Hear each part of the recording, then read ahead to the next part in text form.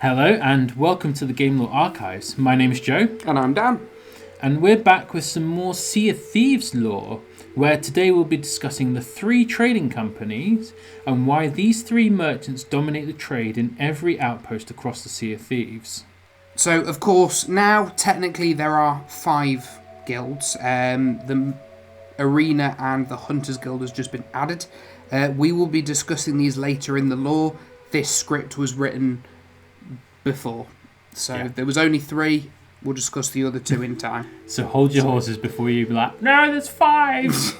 Yeah. Well, there was 3 when we writ this, so, suck it up, Buttercup. So, trading companies are actually, there's loads of them everywhere across our planet, starting long before the era of piracy and will continue long into the future. Any business that sells products to a consumer, business or government for profit is technically a trading company. And although most of these you'll probably be thinking of your local shops, don't forget loads of these products are imported between countries, either by boat or plane. This trade works so well as the countries that cannot grow or make an item will have a high demand for it, so a company who imports it and can meet the demand is in for a nice profit. Trading and shipping companies have been around for years, and back in the days of piracy were frequent targets of pirates attempting to steal their money. These attacks then caused the companies to hire protection, leading to multiple small skirmishes between the pirates and the companies.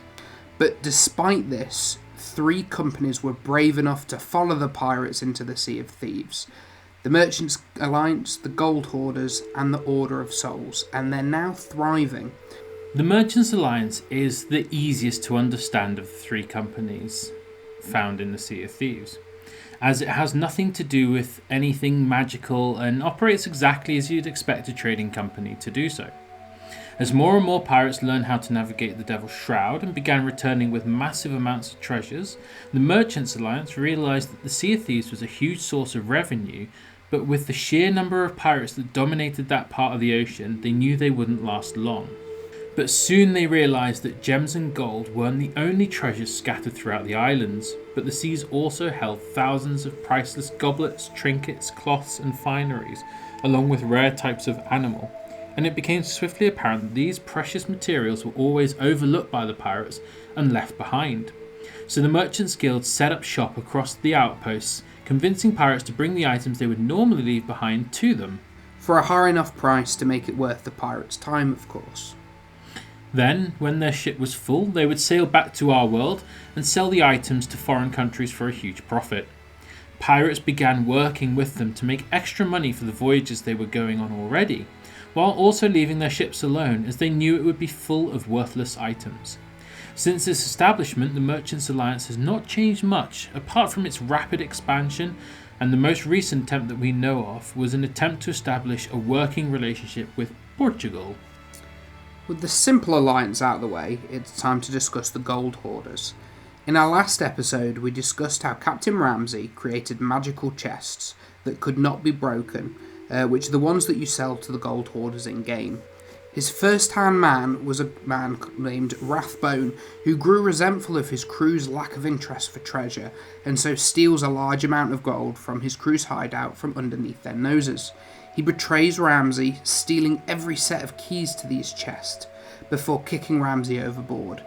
At the next opportunity, he sails away from his old suspicious crew and approaches Stitcher Jim's crew, who were loyal to him, and, with his new crew, divvies out the keys, and together they try and find the many chests across the world. The crew's jump into riches soon earns them the nickname the Gold Hoarders. The thing that draws pirates to the Sea of Thieves is the sheer amount of loot that can be gathered in such a short period of time. And Rathbone had stolen a year's worth of loot that had been accumulated by 4 people. Now, inside the Sea of Thieves, maybe this amount wasn't so impressive, but in the normal world, a single chest of gems could allow a man to live comfortably for a lifetime, meaning Rathbone was a very wealthy man. After collecting a few more chests, he puts his fortune on his boat and sails back to the real world. His first job is to pay off any bounties that were still against him, but soon he had thrown enough money at the law that his crimes were forgotten by every authority. Next, he built himself a huge estate, one of the most extravagant in the world, making some masons very rich in the process. Finally, he set up the Gold Hoarders as an official trading company. Rathbone organised his guild from the comfort of his manor, but the amount of treasure found soon led the guild to grow. Unfortunately, this attracted more attention, and without Rathbone's experience at the helm of a ship, he noticed an increase of the amount of ships that were being destroyed while on a voyage.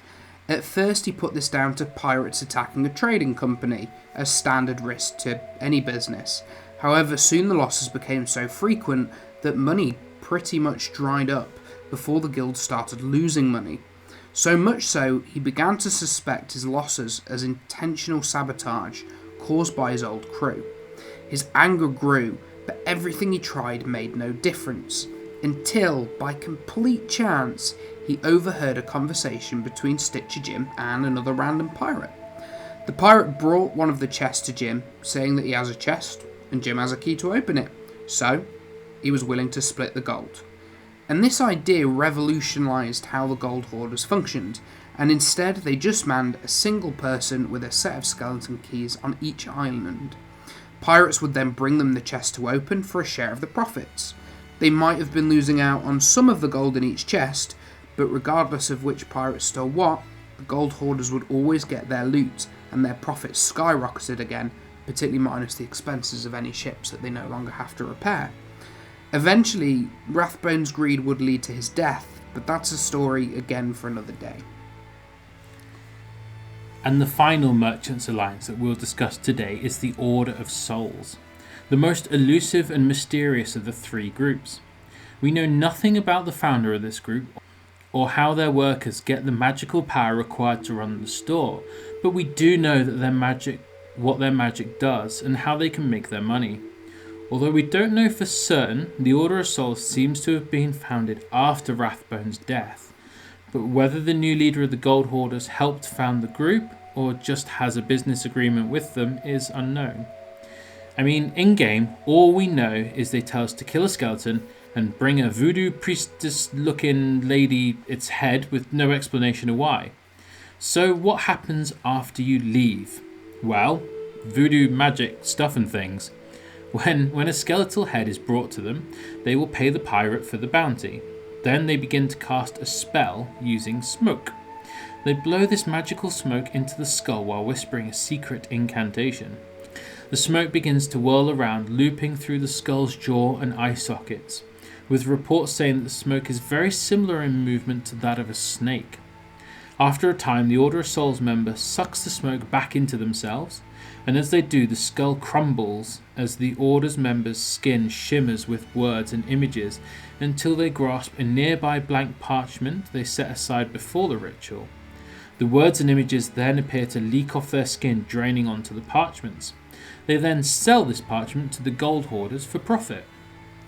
This magic is the art of collecting memories from a long-dead pirate, and we'll discuss how and why skeletons came to the Sea of Thieves in general next episode. However, in killing them again and draining their memories, a map is created to find their hidden stash of loot, which in the Sea of Thieves is usually one of the Gold Hoarders' enchanted chests. Unfortunately, deciphering memories isn't a simple task, which leaves these maps to appear as riddles and are only revealed one line at a time when you get nearer the chest. And that's all the information we have on the 3 Merchant Alliance of Sea of Thieves. And don't forget to subscribe if you like the video, and like the video if you liked the video, and if you learned something new. And of course, maybe check out all the rest of our stuff as well.